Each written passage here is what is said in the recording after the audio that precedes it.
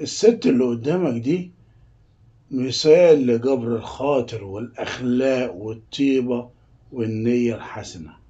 الست ديت اللي ينطبق عليها اتقي شر من أحسنت إليه. دي الست نجيبة محمود، ست طيبة جدا في الستينات من عمرها. الست نجيبة بعد زواج أولادها ووفاة جوزها الله يرحمه عاشت لوحدها. مين يهتم بيها؟ مين يسأل عليها؟ كان محمود ابن أخوها وكده وبس؟ لأ، هي كانت بتعتبره ابنها. كانت تقول له أنا أمك مش عمتك.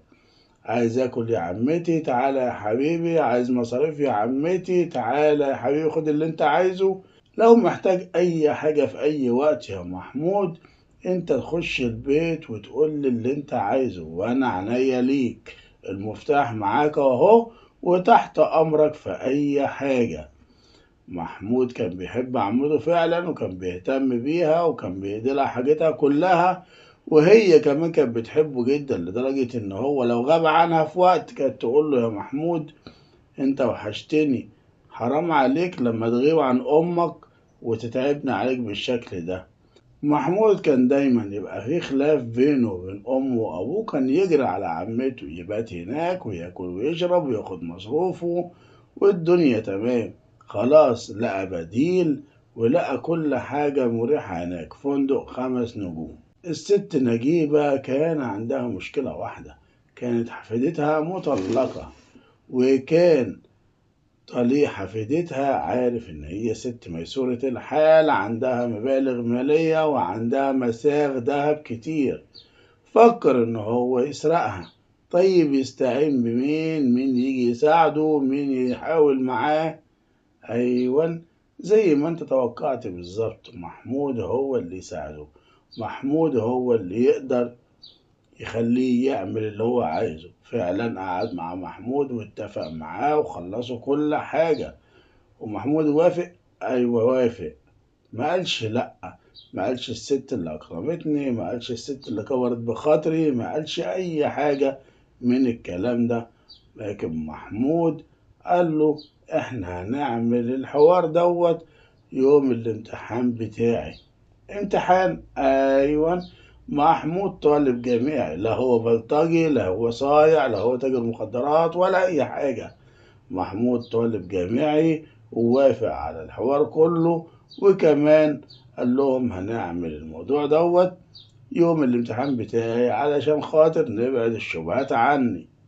محمود قعد مع طليق حفيدتها واتصل باتنين من أصحابه حوالي 16 سنة راحوا عشان يساعدوهم. محمود دخل ازاي؟ دخل بالمفتاح اللي معاه اللي كان بيروح لعمته ويخش عليها عادي مفيش أي حاجة زي ما هو متعود. الست نجيبة تقوم قبل الفجر بحاجات بسيطة علشان خاطر تصلي الفجر زي ما هي متعودة، تشوف المشهد اللي عمرها ما تتخيل ان هي تشوفه ولا عايزة تشوفه ولا تحب ان هي تشوفه. محمود ومعاه ناس وبيدوروا في الادراج بتاعة الدولاب وبتاعة اوضتها. تقول له يا محمود بتعمل ايه؟ محمود يشوفها يهجم عليها ويخنقها، وهي تقول له يا محمود خد اللي انت عايزه وتقلع له الغوايش اللي في ايديها وتقول له الله يسهل لك بس انسى ان انت ليك عمة وما تموتنيش. محمود يخاف اكتر ان هي تبلغ عنه وان هي تفضحه، يخنقها هو والناس اللي معاه. في الوقت دوت اذان الفجر رفع والحاجة نجيبة رفعت صباحها معاه علشان تتشاهد وتقول له دي اخرتها يا محمود، وعيونها تنزل دموع وروحها تنتقل الى الله سبحانه وتعالى. محمود يروح الامتحان مفيش اي حاجة ويجيله الخبر هناك ويقعد يصوت امي ماتت امي ماتت امي ماتت. ومع التحريات الشرطة تتوصل لمين اللي راح ومين اللي جه والضغط على محمود يعترف بكل حاجة.